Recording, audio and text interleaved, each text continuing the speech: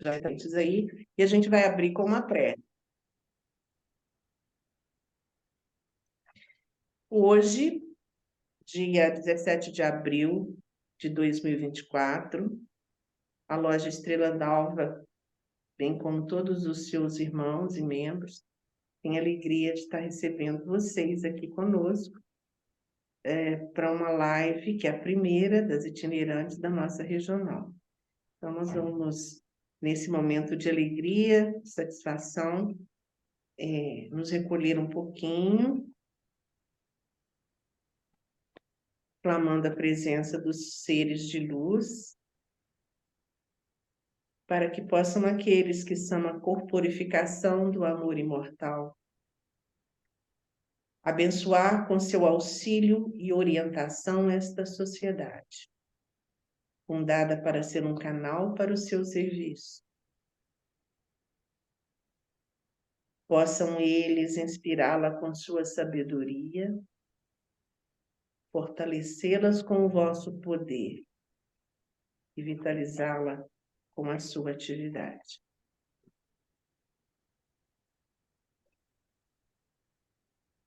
Os seres de luz para os quais trabalhamos e para o qual a Sociedade Teosófica existe, possa estar conosco, nos abençoando. E eu passo agora a palavra para o nosso irmão Ricardo, prosseguir numa prece pela egrégora, fortalecimento dessa energia e as boas-vindas a todos os irmãos. Bem-vindos. Ricardo, querido, a palavra é com você. Agradecido pela apresentação e também pelo espaço que a loja Estrela d'Alva assim nos oferece. Eu gostaria então de fazer essa meditação preliminar, seja pela paz mundial, enfim, observando a nossa respiração suave e profunda, sentados em forma confortável. E com a coluna ereta, de modo a deixar a respiração mais livre.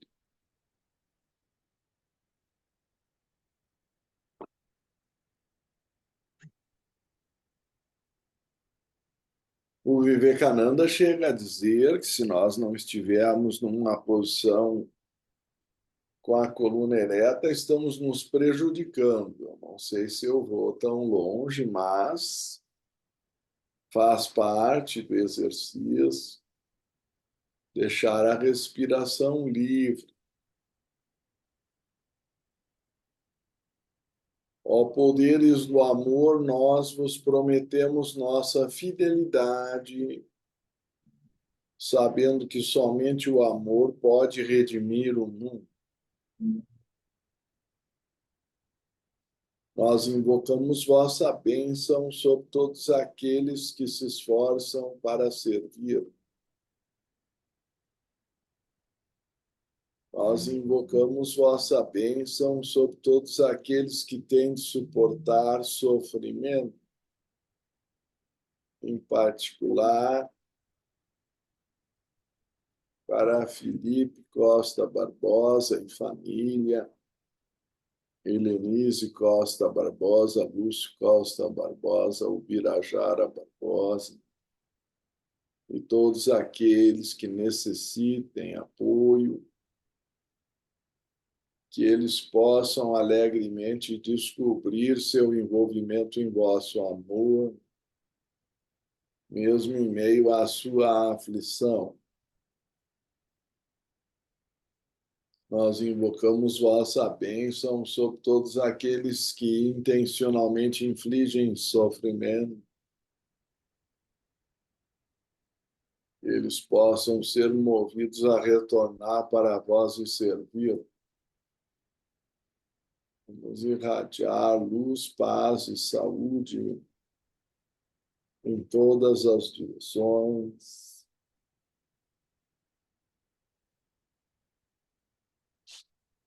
Paz a todos os seres.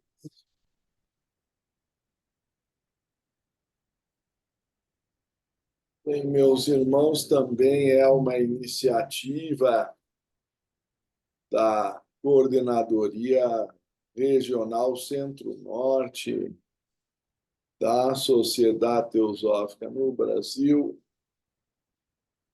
que nós iniciamos hoje pela loja Estrela d'Alva, a quem me filio, o ciclo de palestras itinerantes, geralmente uma palestra por mês. E escolhemos iniciar, então, hoje, com essa palestra dedicada à temática do ciclo da vida e da morte. E é costume nosso utilizar algumas palavras do nosso livro, A Tradição Sabedoria. Tive o prazer de ver à venda aqui numa livraria, nem tive coragem de olhar o preço, mas estava à venda as obras de Bosch. Né? Hieronymus Bosch foi, como vocês podem ver no prefácio da então terceira edição do nosso livro, agora chegou a quinta, a menção de que Carl Gustav Jung, o grande criador da psicologia analítica, chegou a considerar o pintor holandês Hieronymus Bosch como que viveu de 1453 a 1516 como o descobridor do inconsciente. E nós comentamos um sonho antigo que agora se realiza e parece estar em plena sintonia com o título do livro, colocar essa nova capa, o aproveitamento da obra L'Ascensa all'Empírio. A gente pode tentar traduzir por Ascensão ao Céu. Eu suponho que conheça a respectiva obra. Quem sabe assim se vê um pouco melhor. E é um túnel que leva a uma dimensão superior. Vocês sabem que a maioria das tradições, a começar por Eclesiastes, que fala num poço, é muito comum falar num tubo, num poço, num canal, ou simplesmente, às vezes, até numa caverna. Mas o mais usual na linguagem de hoje é falar num túnel. E eu suponho que vocês tenham lido o livro que fez sucesso nessa área, intitulado Vida Depois da Vida, de Raymond Moody Jr., que, por algum motivo, também fugiu daqui. Eu tenho aquela minha teoria que vocês conhecem, que os livros têm pernas. Então, é um fenômeno recente. Eu tenho aqui o exemplar, acho. Ah, está ali ele. Se escondeu aqui debaixo. O exemplar que eu tenho do Raymond Moody Jr., Vida Depois da Vida, é, nesse caso, da 16ª edição em português, é da década de 70. O original de 1975 em inglês. E também existem vídeos disponíveis na internet que eu devo recomendar, porque é uma pesquisa de extraordinária importância para tempos materialistas como o que vivemos,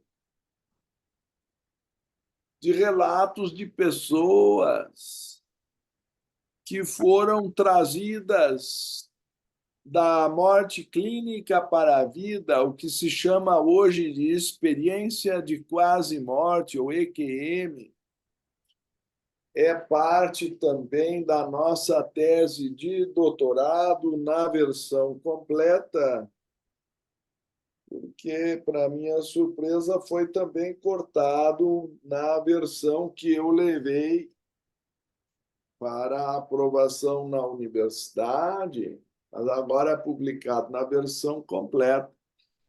Um subcapítulo sobre os mundos, né? As diferentes dimensões e sua relação também com a pesquisa da química oculta. Está bem? Então, lá nós fizemos, às vezes, menção de passagens desses nossos livros, mais especificamente das experiências de quase morte, e algumas eu menciono en passant na tese, mas no capítulo 4 do Tradição Sabedoria, se chama exatamente o ciclo da vida e da morte, nós fizemos menção específica, por exemplo, do Eclesiastes, na página 60, sobre o processo da morte. Não é verdade? Que eu acho muito relevante e vou tentar compartilhar aqui com vocês, porque não por acaso eu escolhi como citação bíblica da nossa própria obra. Vou tentar aumentar um pouco para facilitar a leitura, suponho. Acho que todos conseguem ler, espero. Está um pouco mais. Eclesiastes diz 12:6, 12:7. Ou sempre que o cordão de prata for rompido, ou a copa de ouro for despedaçada, ou o cântaro for quebrado junto à fonte, ou a roldana for partida junto ao poço. Então o pó voltará à terra como era, e o espírito voltará a Deus que o deu. Quem foi nessa vida alguma vez a um enterro cristão, com certeza ouviu essa passagem do Eclesiastes. Tá certo? Porque ela é o clássico dos clássicos, é Velho Testamento. E eu suponho que todos saibam ou tenham ainda de memória essa passagem, porque ela se refere exatamente a esses elementos que temos estudado ao longo desse ciclo, aí acho que cabem como uma espécie de resumo do que estamos fazendo hoje nessa palestra, dedicada também a forma itinerante, como eu havia mencionado. Se eu consigo aumentar um pouco aqui, todos conseguem ver.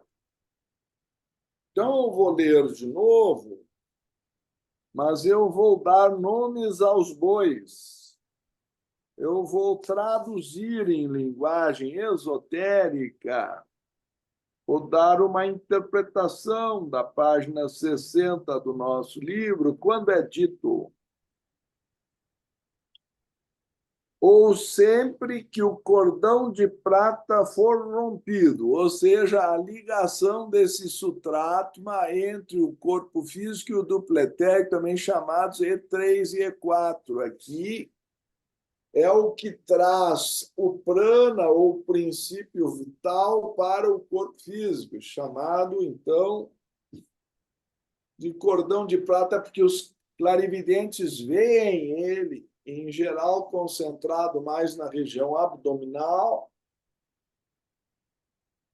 como ligando o corpo físico ao duplo etérico, como se fosse uma espécie de cordão umbilical espiritual, por onde passa o prana ao corpo,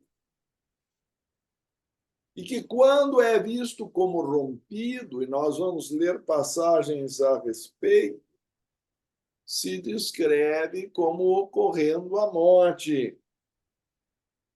Então, na continuação, é dito na Bíblia: ou sempre que o cordão de prata for rompido, ou a copa de ouro for despedaçada, supõe-se que seja o E3 que acumula energia solar ou do prana,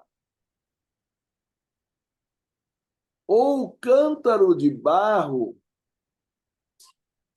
for quebrado junto à fonte. Então, nós temos aí o corpo físico denso, que biblicamente é sempre comparado com lama, terra ou barro, às vezes com cinza. Foi no corpo de barro que, no Gênesis, Deus insufla o espírito ou pneuma pelas narinas. Ou a roldana for partida junto ao poço. Isso quer dizer que o movimento da consciência que sobe e desce pelo sutratma, entre o dia que ela está no fundo do poço, ou nessa região pantanosa e física, e à noite, quando sobe para o astral, esse é o movimento normal da consciência quando estamos em vigília e quando estamos no sono, respectivamente, fica impedido, seja porque se rompeu o cordão, seja porque a roldana foi partida, símbolo de que não é mais possível voltar. E a conclusão é: então o pó voltará à terra como era, e o espírito voltará a Deus que o deu. Será que ficou clara a descrição bíblica dos componentes da nossa natureza no momento da morte? Eu vou aprofundar o tema com a descrição clarividente do nosso irmão Geoffrey Hodgson, neste caso, já na página 63 do respectivo livro,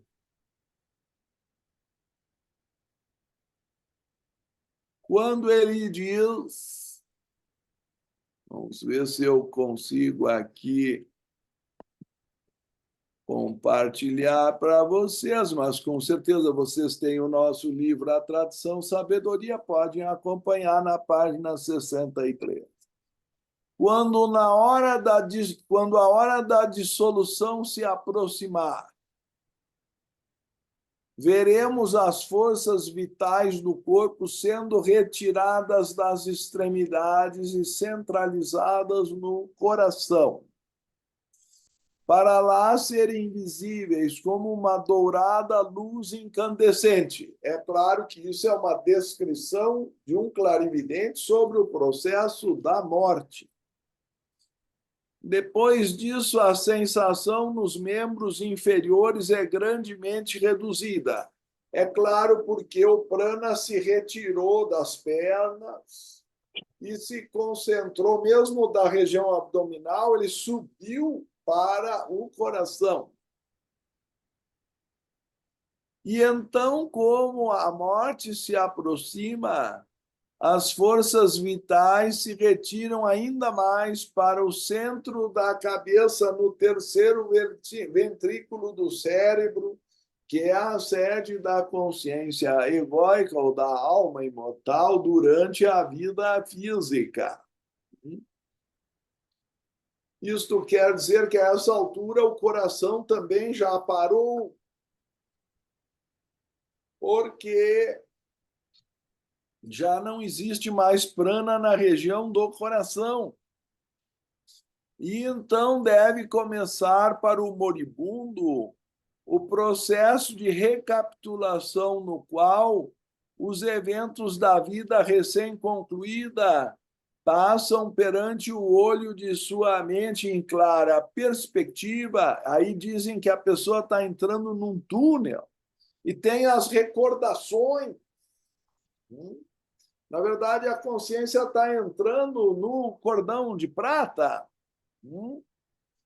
Causas e seus efeitos, sucessos e seus resultados, fracasso e sua consequência, sendo vistos e correlacionados. Mesmo um louco ou um homem num acesso de delirium tremens terá seu instante de perfeita lucidez no momento da morte, ainda que incapaz de exprimi-lo para os presentes. A essa altura, ele pode ter sido declarado clinicamente morto, porque o coração já parou. Esse processo de recapitulação é muito importante, pois dele é destilada uma certa sabedoria, o fruto da vida recém-concluída, e é por essa razão que devemos estar mental, emocional e fisicamente quietos no aposento mortuário. Deveria haver um tipo de respeito silencioso na presença da morte, é o início do velório. Eu acho que esses costumes, aos poucos, vão se perdendo. Agora, velório virou lugar para contar piadas, ficar tomando um cafezinho, em vez de ser um lugar de prece e oração pelo falecido. Quem é que eles estão velando? A fim de que, por um excesso de tristeza, nós não perturbemos o ente querido nesse importante processo. O processo de recapitulação está em curso.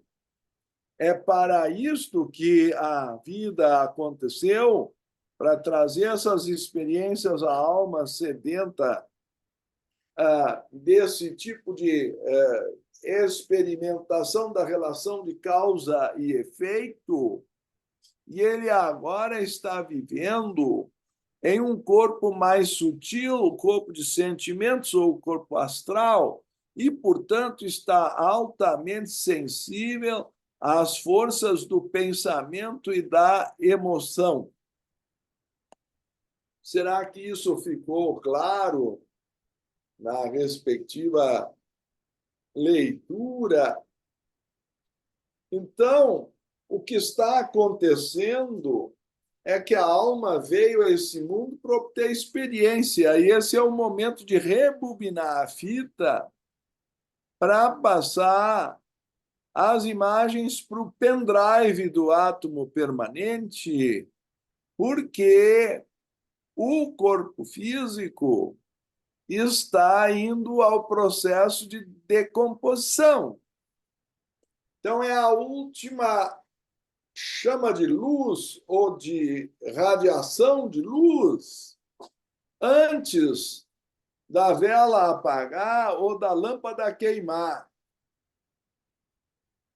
chamado poeticamente, às vezes, de canto do cisne, ou é o último momento de intensidade da consciência, que é uma espécie de samadhi ao alcance de todo, em que a alma vem buscar o que sobrou de todo o processo de uma existência, que ela quer passar para o pendrive para levar antes do computador entrar em colapso. O cérebro vai entrar em colapso, então a última atividade, não sei se fica claro, é justamente esse processo de recapitulação que é comparado a entrar num túnel. Por isso, a capa do livro retrata perfeitamente, ainda que na Idade Média, a experiência de entrar no túnel com auxílio dos anjos ou auxiliares invisíveis para ir para a dimensão superior.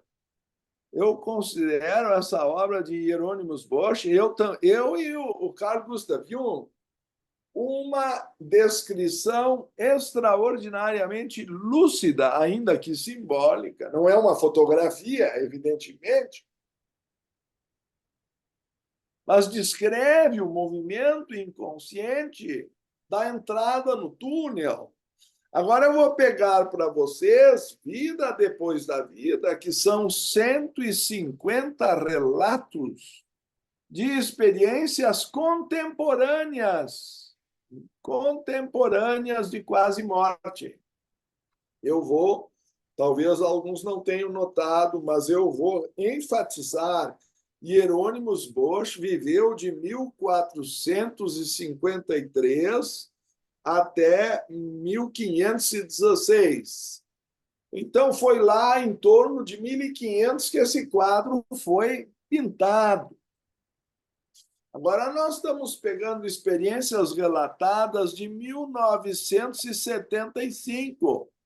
Obviamente, da ordem de 5 séculos depois, e dos 150 casos, ele aproveitou os pontos comuns e destacou alguns pontos de relatos. Nós escolhemos 6 e pusemos, então, esses 6 também em nosso livro.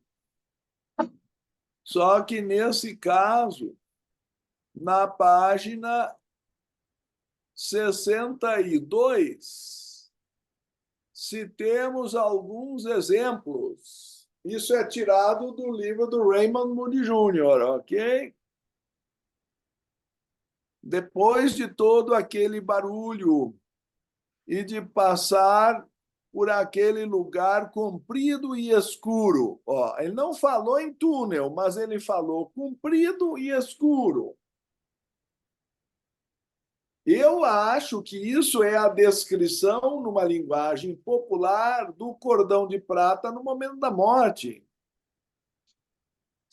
Todos os meus pensamentos infantis, minha vida inteira estava lá no fim do túnel, apareceu a palavra túnel, iluminada diante de mim.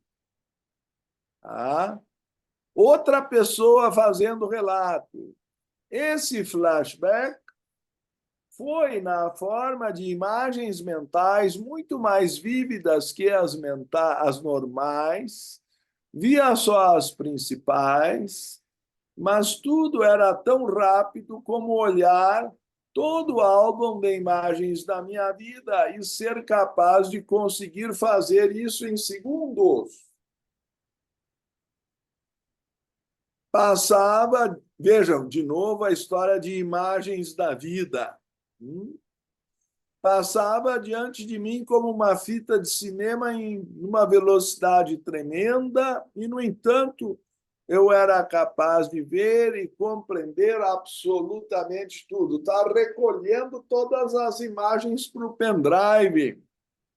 tá certo? Antes de desligar o computador. Depois pude ver as coisas mesquinhas que fiz quando criança e pensei em minha mãe e meu pai, desejando não ter feito aquelas coisas, desejando poder voltar e desfazê-las. Começa a aparecer o impulso da reencarnação, começa a aparecer o impulso kármico do arrependimento pelo dano causado ao longo da vida. Esse é um processo que vai levar de 50 anos ou a séculos, né?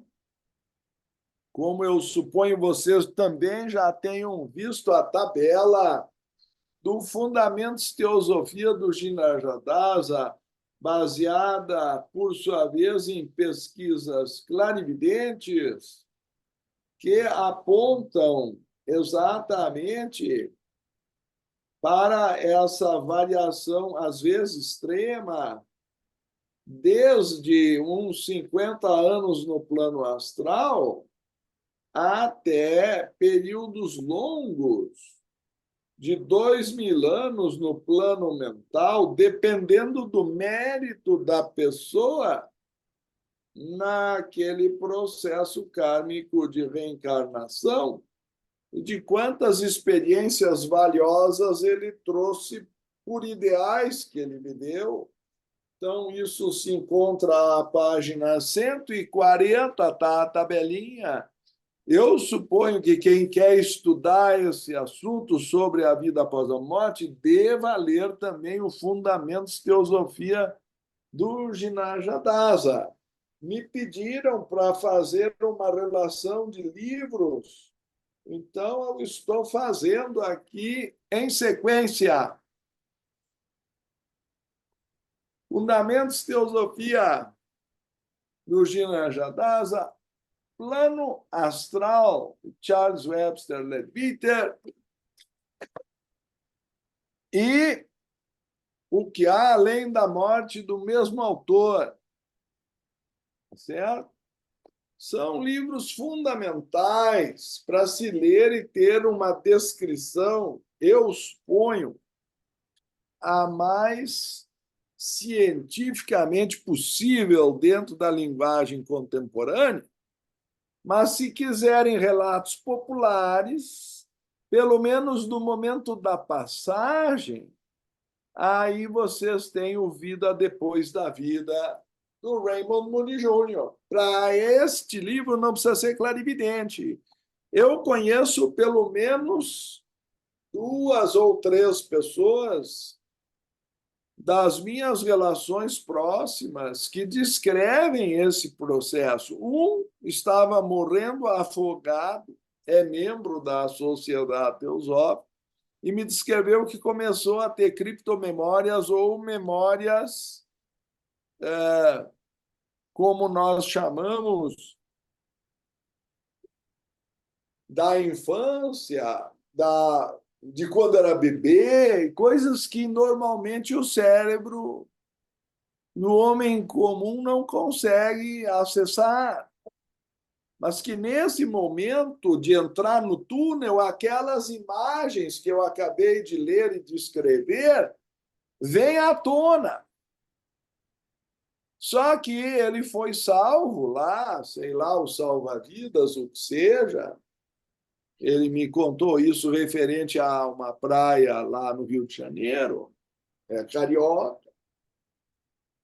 E uma outra mãe de amiga minha, que me ocorre agora, teve um acidente de automóvel e também passou por essa experiência de quase morte. E essa, então, descreveu um fato muito interessante que talvez eu deva relatar para você, que ela encontrou o marido dela nessa história, ainda bebê, e, claro, isso é meio que descrito como um sonho, uma sucessão de imagens do plano astral.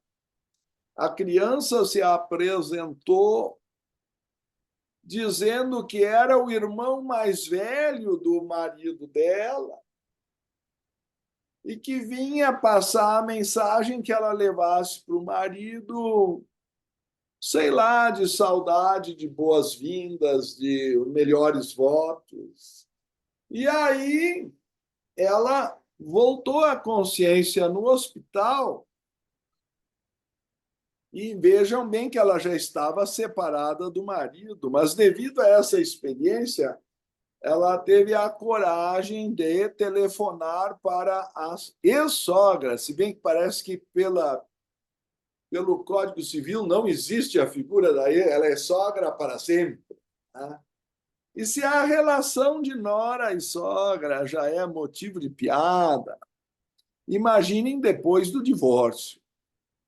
Mas não sei em que condição estava exatamente esse relacionamento, mas quando ela descreveu isso, que o marido não entendeu,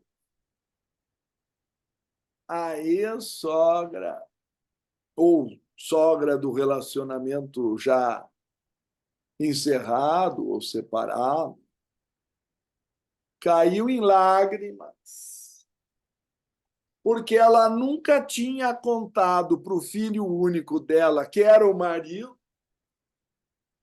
que houve uma criança antes que morreu pouco tempo depois de nascer. Então, esta senhora, na experiência de quase morte, acessou no mínimo a luz astral ou teve contato com a entidade aí, cujo próprio marido desconhecia ser seu irmão, e descreveu a roupa e tudo, e foi isso que levou a sogra às lágrimas. Então, não só foi uma experiência de quase morte, como foi uma experiência fora do corpo, que trouxe uma informação que ninguém tinha, ou não poderia dar a ela, ou não teria dado, por outra via, não fosse por essa experiência. Eu marquei isso como uma coisa importante na minha vida, porque eu conhecia as dificuldades daquela família e dos relacionamentos, ninguém contaria para ela isso, o próprio marido não sabia que tinha um irmão anterior, sabe lá, especulo eu, se essa criança não nasceu antes dos 9 meses, você sabe como é que eram aquelas coisas antigamente, esses assuntos eram abafados, mas o fato é que ela teve acesso no plano astral a um conhecimento que não é uma mera recordação. Porque uma das grandes discussões sobre as experiências de quase morte do Moody Júnior é que os cientistas mais céticos dizem: não, isso é só uma recordação, a lâmpada antes de queimar irradia um pouco mais de luz, mas depois morre tudo e acabou. Mas não, ela trouxe uma informação que não veio do cérebro. Porque o cérebro não sabia isso, e nem o marido sabia. O ex-marido. Enfim, eu não vou entrar na tragédia da relação, e sim o fato de que entrou uma informação que era desconhecida da maioria dos familiares, e só a sogra, talvez o sogro já falecido, só a sogra ainda tinha esse conhecimento e levou ela às lágrimas. Eu acho que essa é uma prova que, inclusive, aproximou a experiência, reaproximou a nora da sogra. Você sabe que é uma força muito poderosa no universo para conseguir aproximar a nora da sogra, ainda mais depois do divórcio. Eu considero uma prova irrefutável de experiência fora do corpo. Tá certo? E, claro, eu não posso transmitir para vocês com o valor que tem para mim, porque eu sou testemunha ocular do relato e conheço as pessoas. Se vocês procurarem nas imediações da vida de vocês, vocês vão encontrar pessoas que tiveram experiência de quase morte. Não precisa ler no livro do Raymond. Claro, experiências de clarividentes como Leadbeater, Gina Jadase e Geoffrey Hodgson, aí vocês vão ter que procurar enciclopédia ou livros especializados. Mas o que eu estou passando para vocês são provas da vida após a morte, estão ao alcance de todos na família de vocês. Porque hoje a medicina consegue, com especialização tanto na parte dos anestesistas, como no desfibrilador que traz uma pessoa que estaria clinicamente morta de volta à vida com uma descarga elétrica no coração. E aí ela até nos desenhos, outro dia eu assisti, a Alminha estava lá em cima e chamaram ela de volta, tá? Acho que foi da Disney, da Pixar.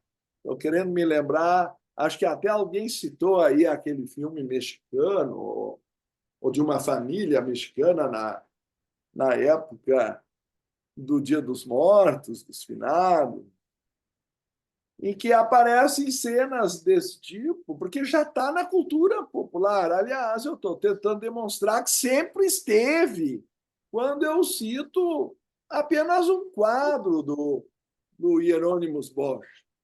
Mas aí vão dizer, não, isso é ignorância dos antigos. Se eu mostro que o relato é contemporâneo, aí o assunto muda de figura. Aí, se vocês pegam o Leadbeater comparando com Swedenborg e com Dante Alighieri, dizendo que eram clarividentes antigos, aí o assunto fica mais momentoso e abrange as memórias dos antigos. Quando eu cito o Eclesiastes e fala no poço,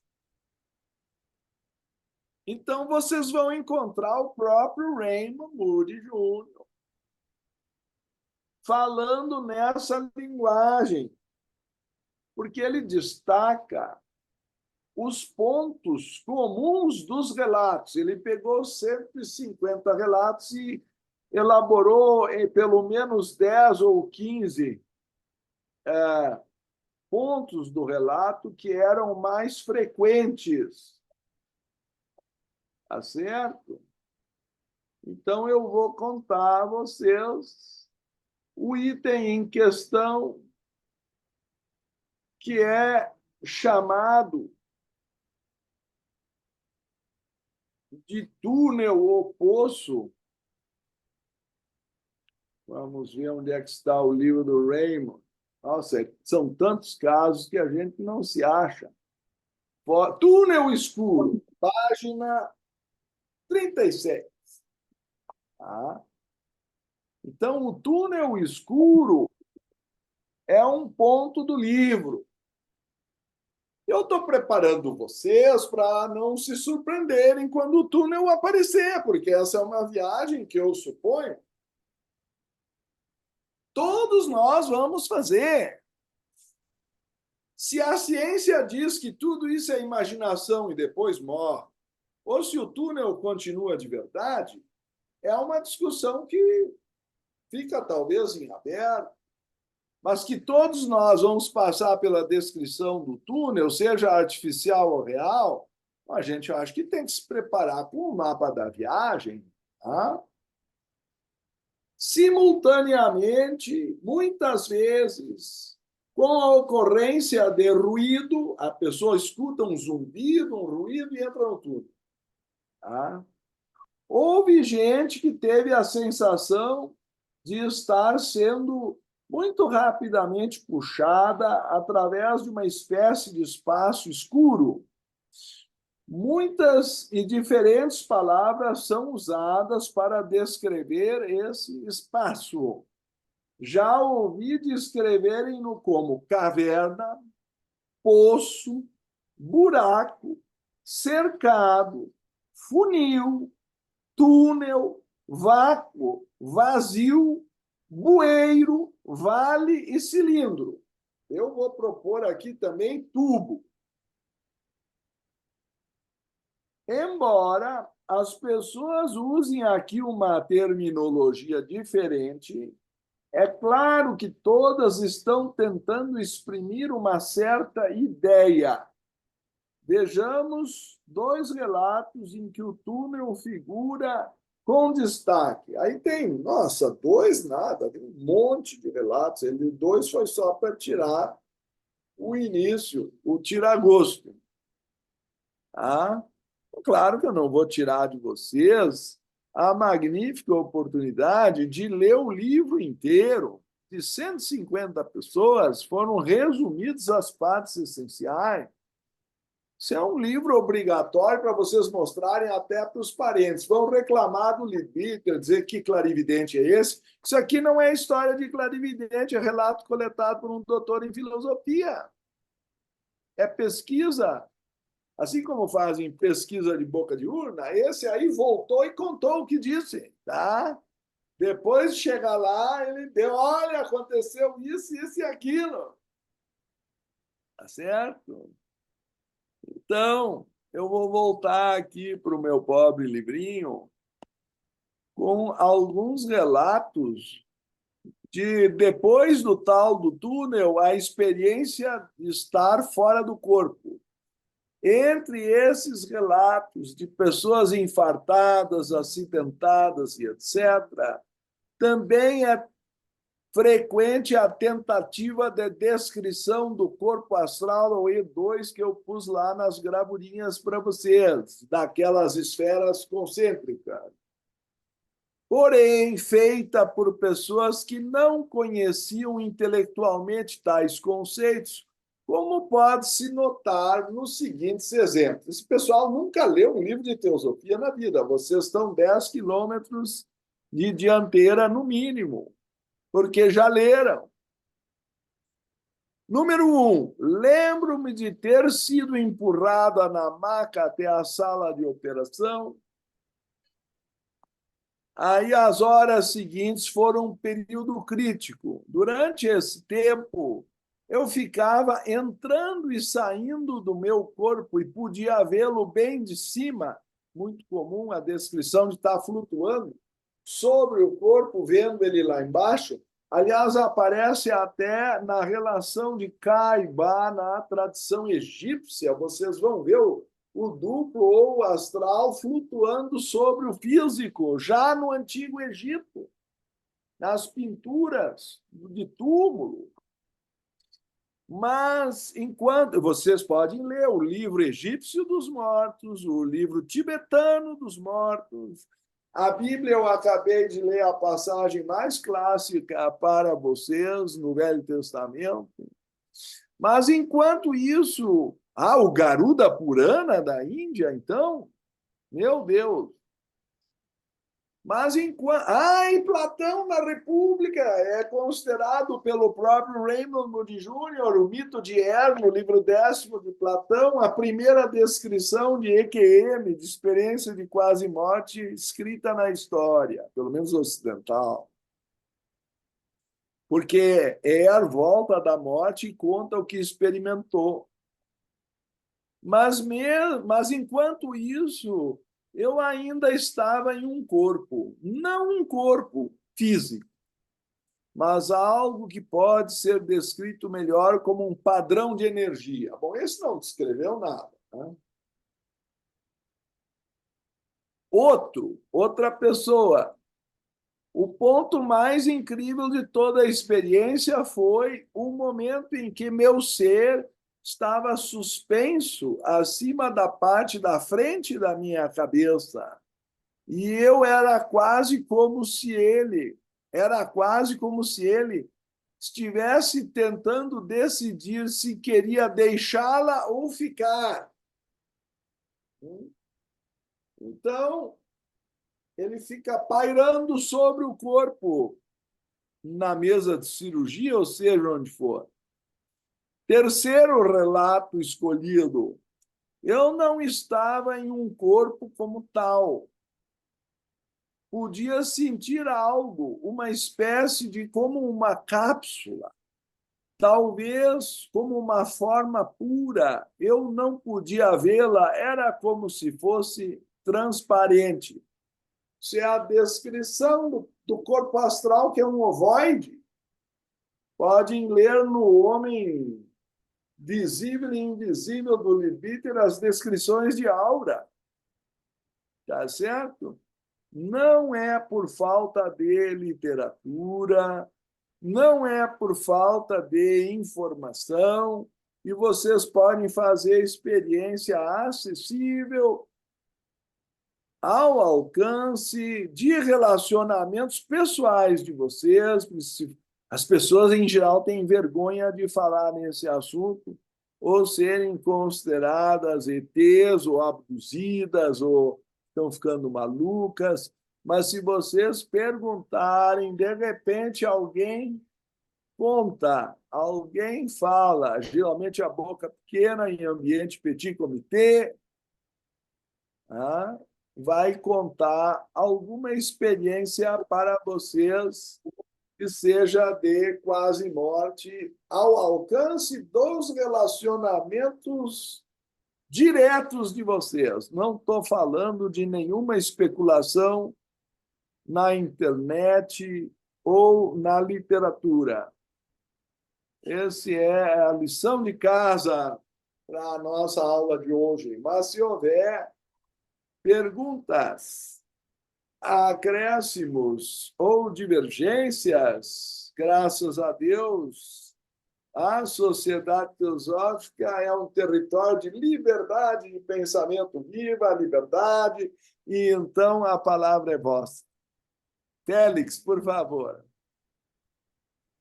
Bom, primeiro eu quero lhe agradecer porque as suas palestras têm sido de uma enorme influência para mim e, assim, provocam insights de como se eu estou lendo há uns 3 anos esse material da Sociedade Teosófica e às vezes você diz uma frase que fecha o quadradinho do quebra-cabeças. Então, hoje eu estava assistindo as suas 2 lives sobre a ciência do yoga e aí você falou que falando sobre os vritis, né?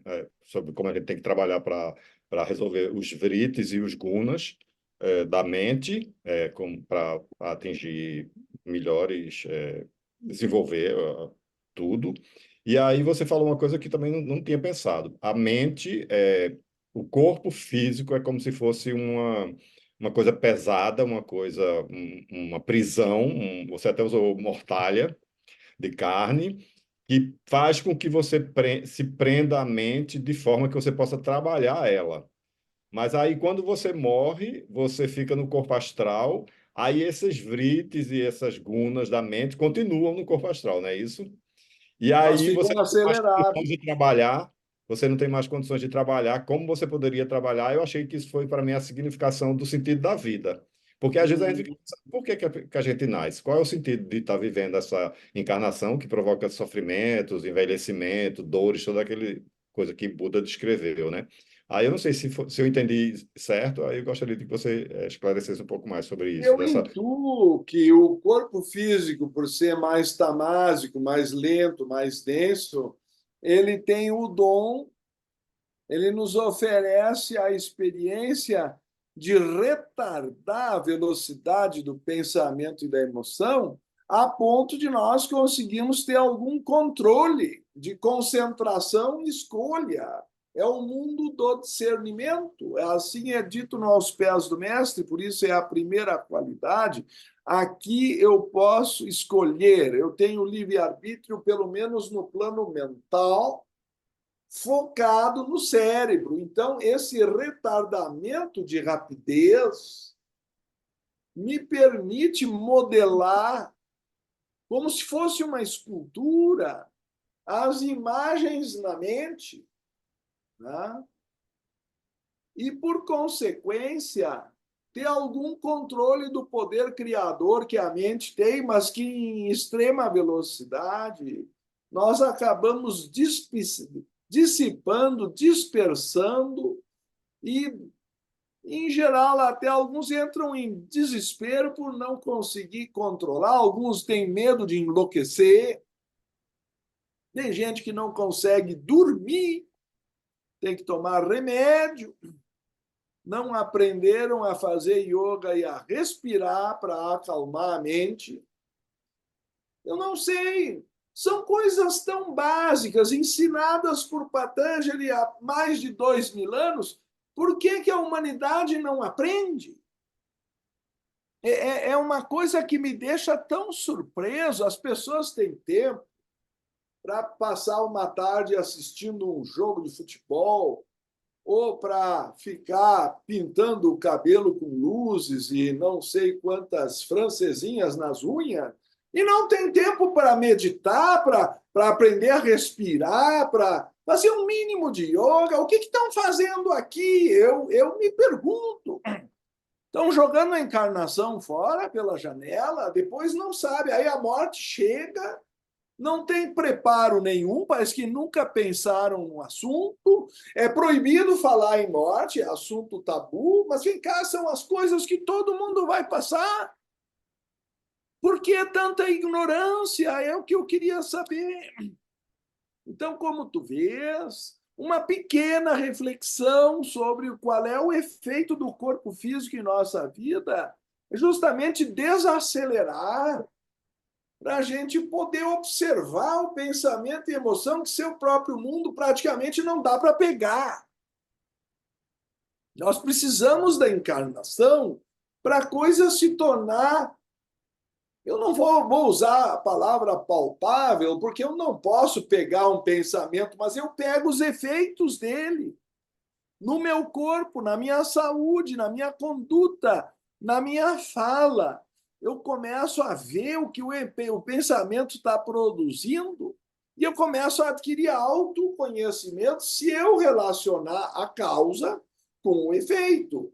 Hoje eu ainda entrei na internet e uma mulher escreveu assim num story lá do Facebook dela. Porque, por sinal, se eu não me engano, a moça era de Leão. Aí ela dizia assim: os que me injustiçaram, me fizeram passar por coisas que eu não mereci, na verdade só me fortaleceram, porque agora eu sou mais forte. Aí eu escrevi: numa lei de causa e efeito, tudo que nos acontece é merecido. E mandei não sei se vai voltar um tiro de canhão, o que vai acontecer, mas as pessoas se declaram injustiçadas publicamente. Então, a nossa maneira de pensar ocidental está totalmente errada desde o início.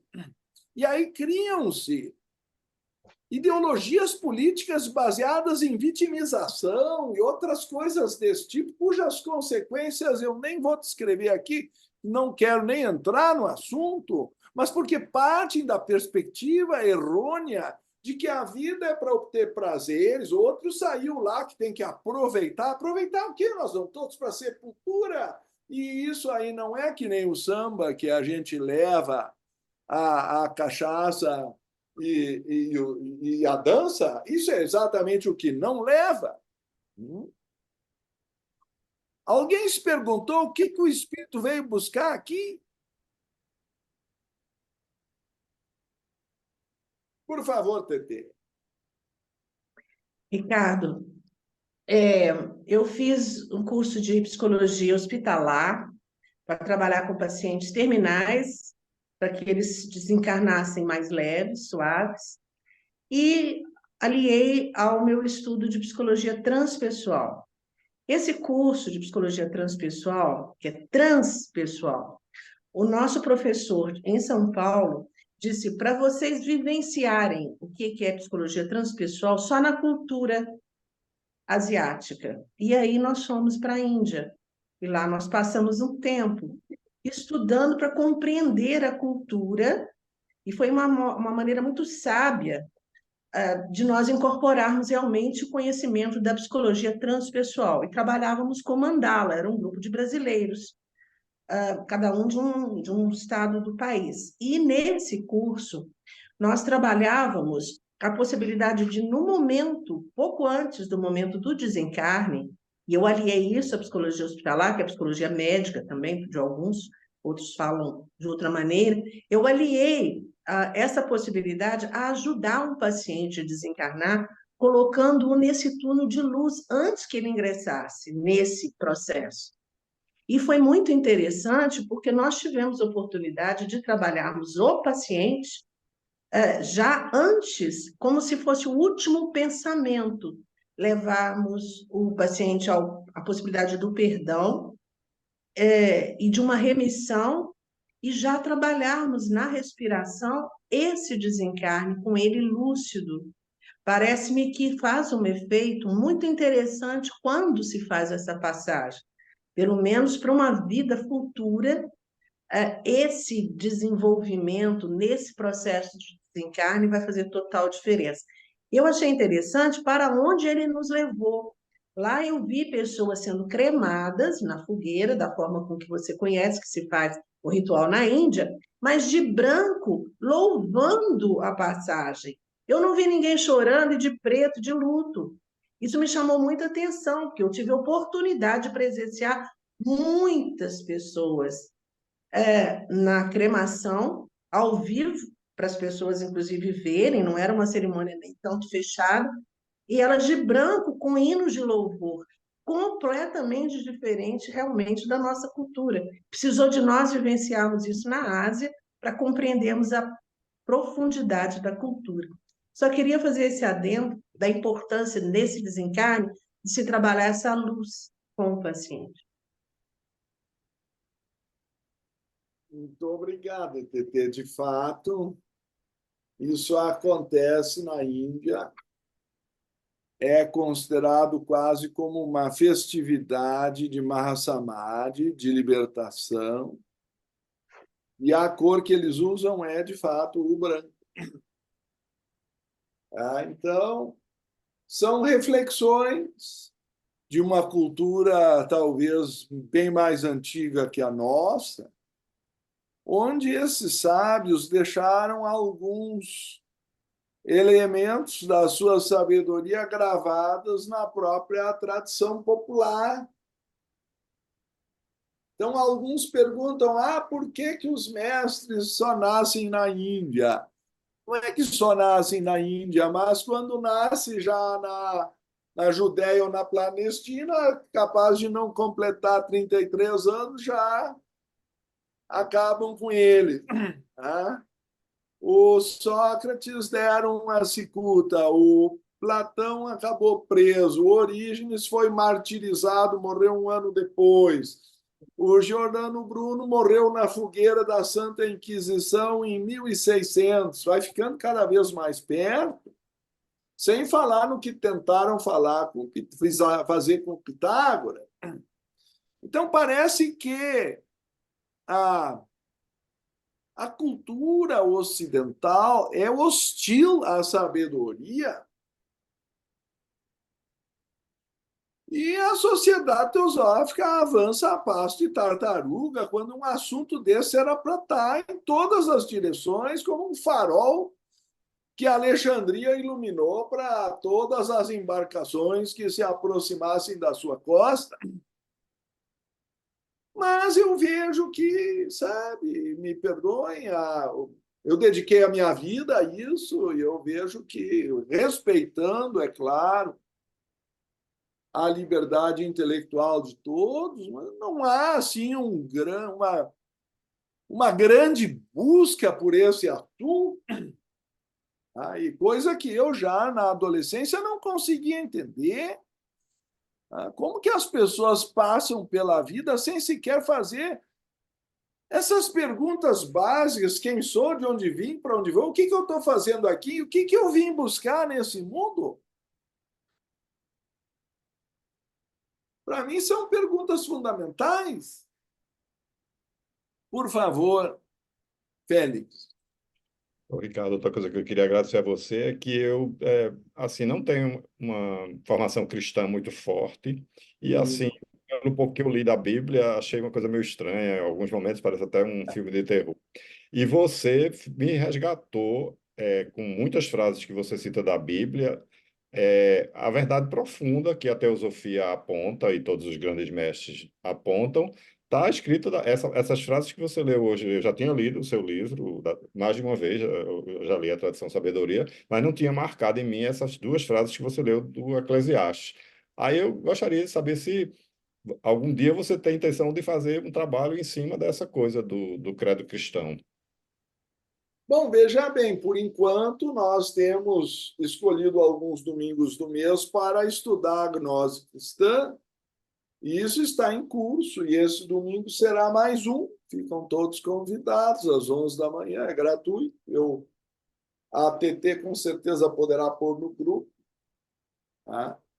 Mas a minha dissertação de mestrado, em parte, abrangeu esse assunto mais na questão da reencarnação no cristianismo primitivo, porque já começa a esbarrar aí.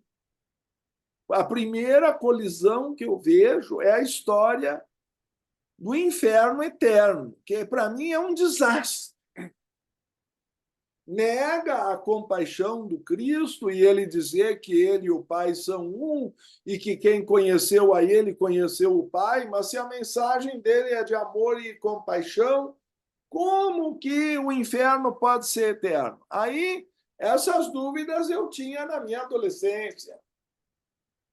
Mas eu só fui encontrar resposta, sabe, depois dos 30, 40, 50, e agora pus algumas frases na minha tese de doutorado, porque ensinam o cristianismo a partir do grande erro do Concílio Constantinopla II.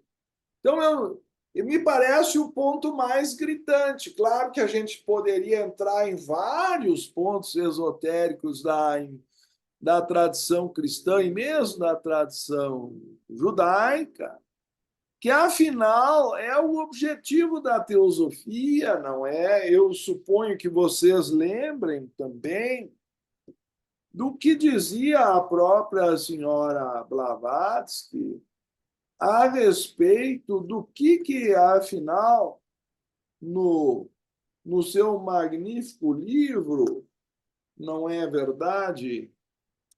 A Isis Sem Véu foi o primeiro, ela diz, página 99, volume 2, o que desejamos provar é que subjacente a todas as religiões populares antigas havia a mesma doutrina da sabedoria única e idêntica, professada e praticada pelos iniciados de todos os países, os únicos que estavam cientes de sua existência e importância.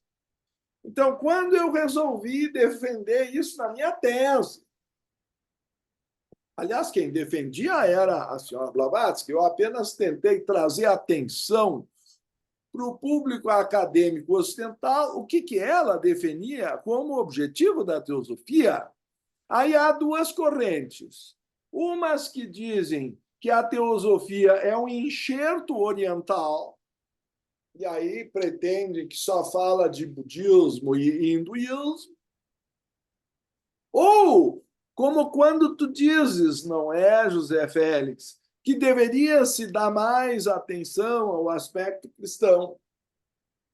Aí, quando a gente mostra que há correlações no judaísmo, na religião egípcia, na tradição cristã, aí imediatamente há a acusação feita à teosofia que ela é um sincretismo e botou tudo no liquidificador e criou uma coisa sem pé nem cabeça, que é uma composição de mosaico lá, para depois insinuarem que não foi a Blavatsky, na verdade, quem escreveu a doutrina secreta. E aí, quando ela diz que de fato não era ela, mas os mestres que a inspiravam, aí dizem que os mestres não existem. Tu sabes o que respondeu a senhora Blavatsky depois de ter escrito um livro como a Doutrina Secreta, com 6 volumes e citações em 26 línguas diferentes? Ela disse: se me acusam de que os mestres não existem, estão me elogiando, porque então passo a ser eu a autora da doutrina secreta, coisa que eu nunca propus que fosse. Mas se os mestres que me inspiraram não existem, então sou eu a glorificada. Vocês estão me elogiando ao dizerem que os mestres não existem. Mas toda vez que nós tentamos demonstrar ao mundo que há uma única religião original da qual todas se derivaram, e que há evidência da teosofia em todas as religiões, e que a teosofia não é possuída pela sociedade teosófica. A sociedade teosófica não é dona da teosofia, para começar, porque a teosofia existia antes da sociedade teosófica. Coisa que foi outro ponto difícil na minha tese. Me disseram, não, teosofia começa com Blavatsky e a sociedade teosófica. Aquilo que existe lá é uma cultura grega, aqui tem uma cultura hindu. Então, falar em teosofia grega ou em Brahmavidya hindu era motivo de celeuma. Então, eu tive que dividir em teosofia antiga e teosofia moderna e teosofia, como se diz, primordial. No fim, me proibiram de falar em teosofia antiga. Não vou entrar em detalhes e nomes, mas eu fui, pela banca, proibido de usar esse termo.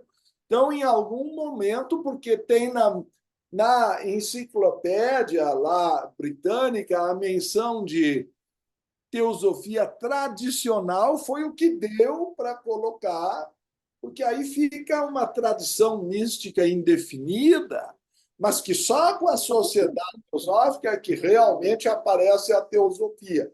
Quando exatamente é o contrário que vocês vão encontrar no folheto da senhora Blavatsky, das citações das cartas, escolhido para a sociedade teosófica. Por exemplo, uma citação de Annie Besant.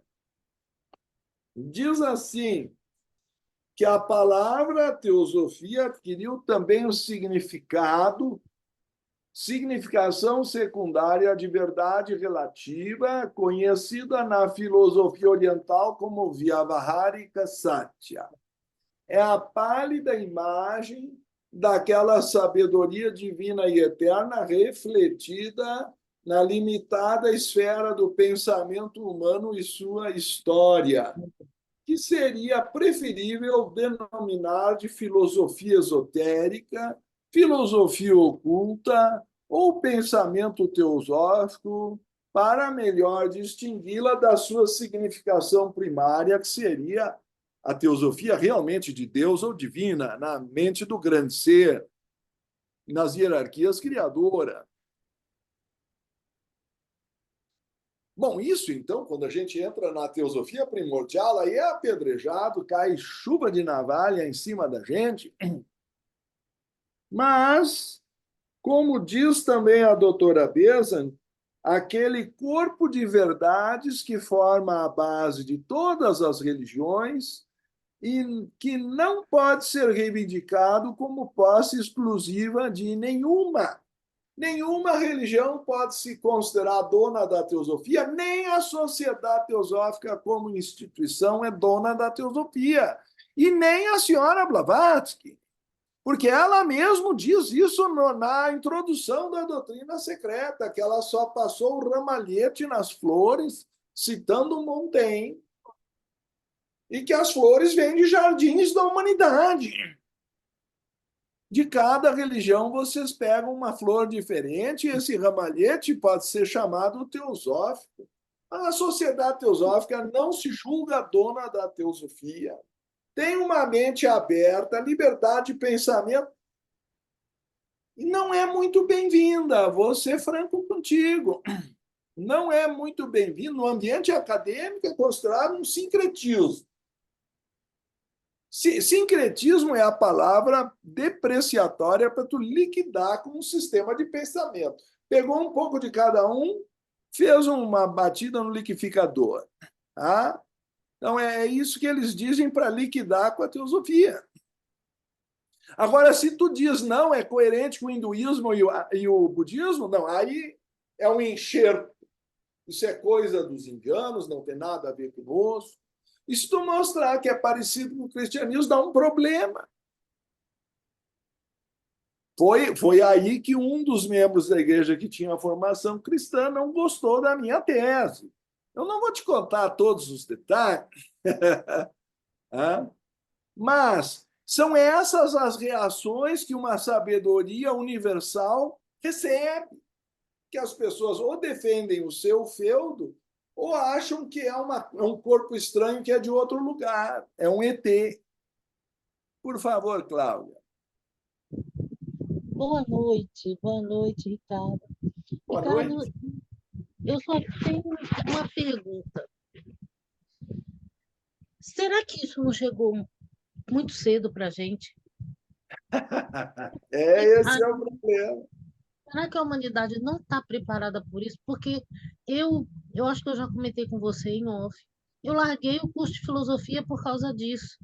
Depois que o professor disse para mim que Brahma para ele era cerveja e Shiva era uísque, eu disse não, eu estou perdendo meu tempo. Eu estou perdendo meu tempo.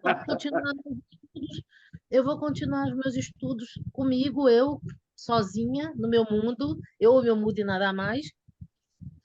Porque eu não conseguia entender como é que um professor, doutor, no curso de filosofia, me dá uma resposta dessa. E cada vez mais que eu estudo, cada vez mais que eu escuto você e os outros palestrantes comentando, e eu costumo assistir muitas palestras da Loja dos Estados Unidos, tem coisa muito boa. E eu fico perguntando, não, o mundo não está preparado para isso. É incrível, né? Final de quinta raça, preparando para a sexta. O Ginarajadasa no Tratado de Filosofia, meu Deus do céu, o livro que você acabou de mostrar, eu perdi na memória. Fundamentos de filosofia? De teosofia? Isso. Nos fundamentos de teosofia, o Ginarajadasa, eu grifei, botei coisa. Ele falava naquela época, 1930, né? Finalzinho da década de 20, começo da década de 30, É por aí. que a nova raça já começava a se perceber das crianças que nasciam no Brasil naquela época.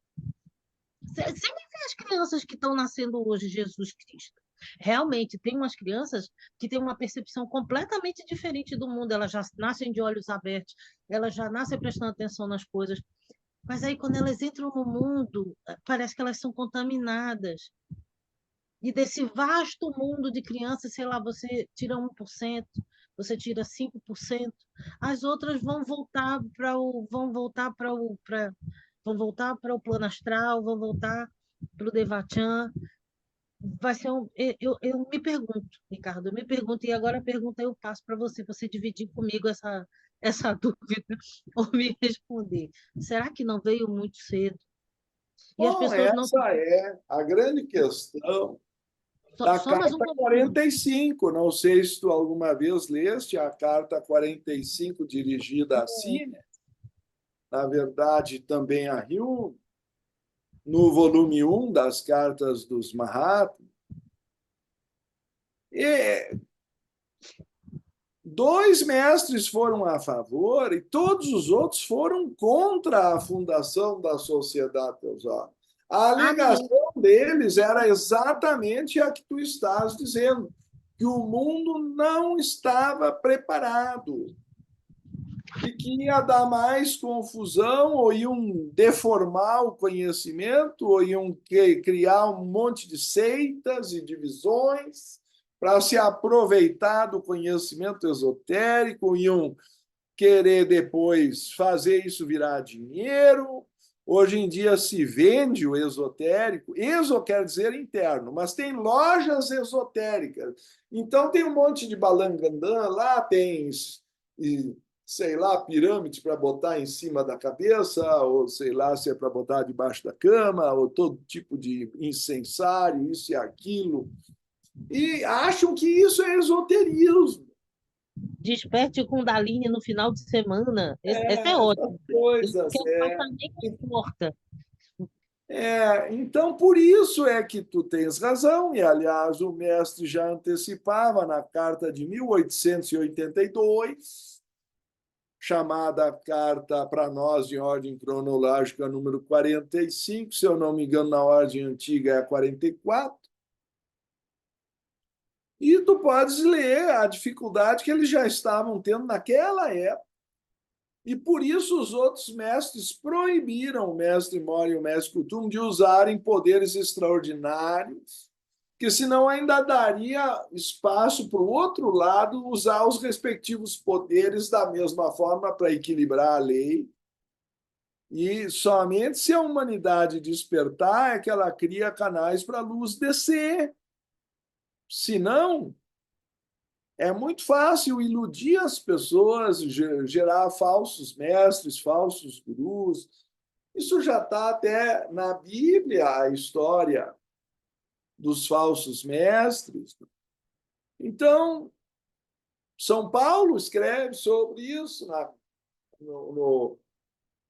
acho que, eu não me engano, em 1 Coríntios. Então, eu faço menção desses assuntos porque não é novidade a dificuldade de despertar o discernimento para distinguir o que é verdadeiro do que é falso. Hoje nós estamos no reino das fake news. Agora, com a inteligência artificial, então, se o cara não tiver muito antenado, ele vai pegar discursos totalmente adulterados.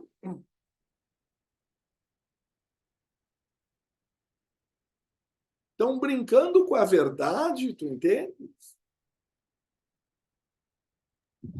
Será que a gente vai ter que sofrer mais? Porque HPB já dizia, né, que o ser humano só aprende na dor. Essa Você é dá uma amor, frase dela que eu não aprecio muito, mas está escrito na chave para a teosofia. mas cada dia que passa é incrível a pessoa. Eu costumo brincar com a questão da criança, né? Por você ter um filho e ele quer brincar com a tomada, você vai dizer, filho, não bota o dedo na tomada, porque você vai levar um choque. No caso da humanidade, bota o dedo na tomada, toma choque e volta.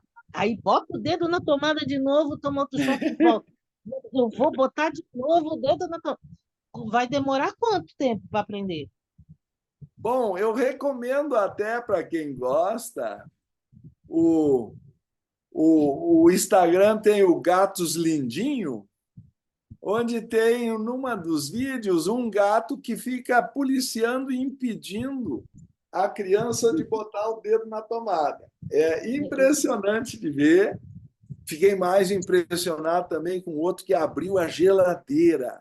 Pôs uma patinha assim no chão, a outra na porta, e fez uma força e a geladeira abriu. Aí toda a cachorrada, todo mundo entrou para dentro da geladeira. Os bichos são muito inteligentes, às vezes mais inteligentes que os humanos. Uhum. Pelo menos não ficam fazendo besteira, né? Eles cumprem os instintos, sobrevivem.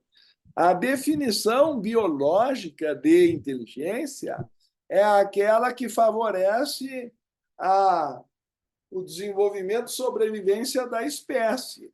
Agora eu pergunto, qual é o ser que mais destrói a sua própria espécie? Ser humano. E depois se julga inteligente.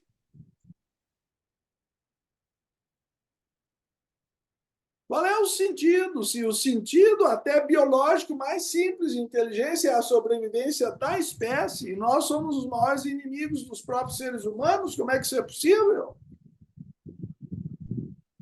Ricardo, aí outra pergunta dentro disso aí.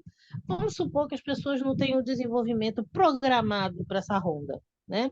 Elas vão ficar num pralaia intercatenário, alguma coisa assim, Isso, esperando. vai demorar. É. Quando assim, meio pressionado, o mestre Kuthumi respondeu ao Cine, é que tu estás com muita pressa, ainda faltam a sexta e a sétima raça raiz. São sabe lá quantas centenas de milhares de anos. Tá? E aí ainda vai para outro planeta, que esse aqui vai estar já entrando em pralaia planetário, vai entrar na ronda interna. Então, é lento o processo de desenvolvimento se as pessoas não ajudam, se elas não buscam. Por favor, Tetê. Estou sem a tua voz. Teu microfone está fechado. Sim. Estão me perguntando se para a próxima live você pode encarne e desencarne dos animais, já Podemos Se está se falar sobre falando isso também, indiscriminadamente, pode claro. inclusive É uma possibilidade. isso. Uhum. Tá estão me pedindo aqui para falar sobre.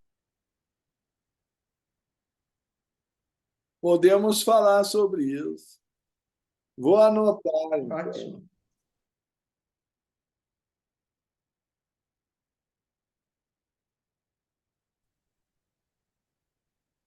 Não necessariamente ele condensa somente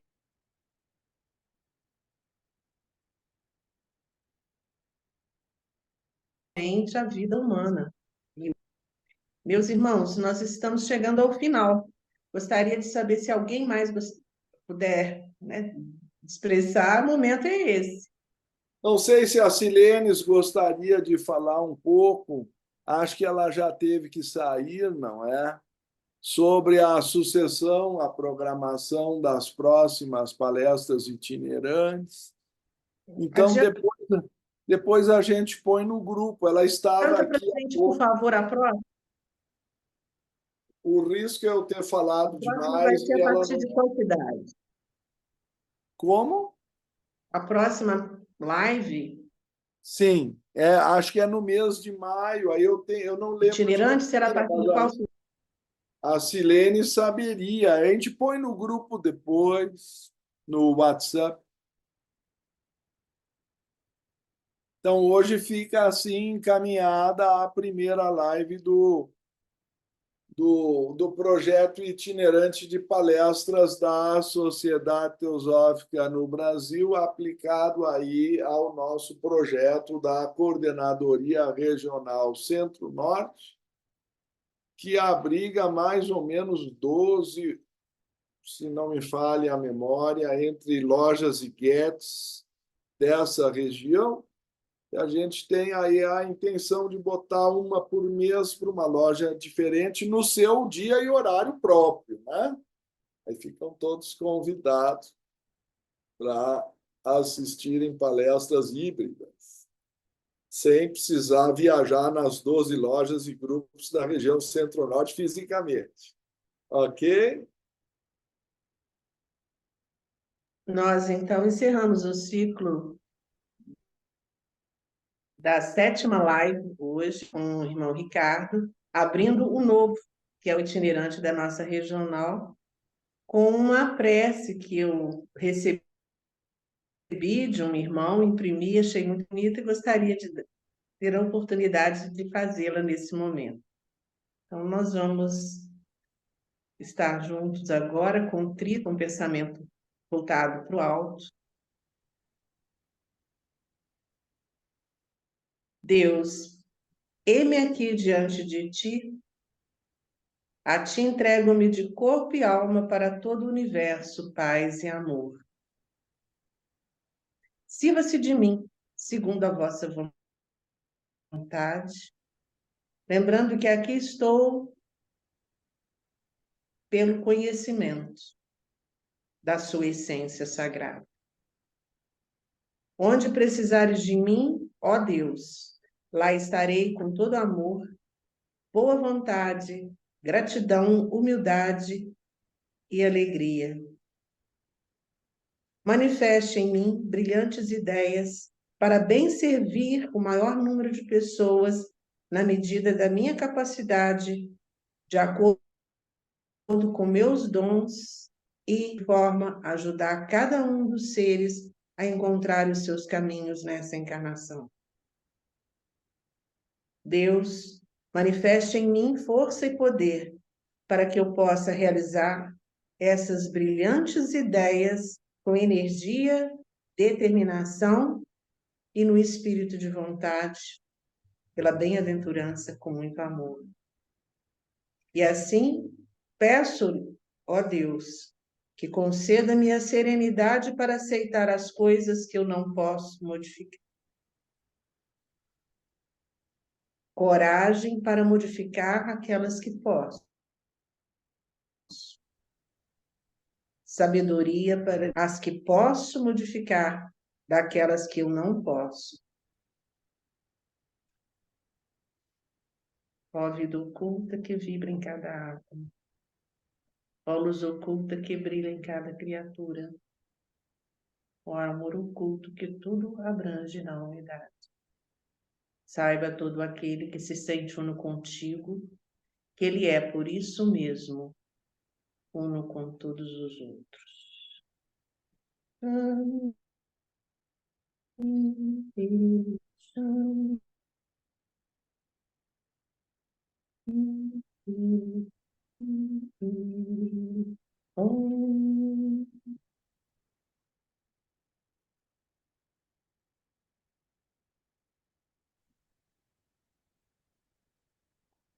A Loja da Estrela d'Alva declara então como encerrada a reunião de hoje, agradecendo a participação de todos os irmãos e os convidando para a próxima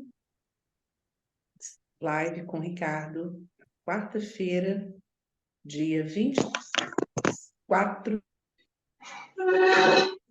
de abril, às 8h.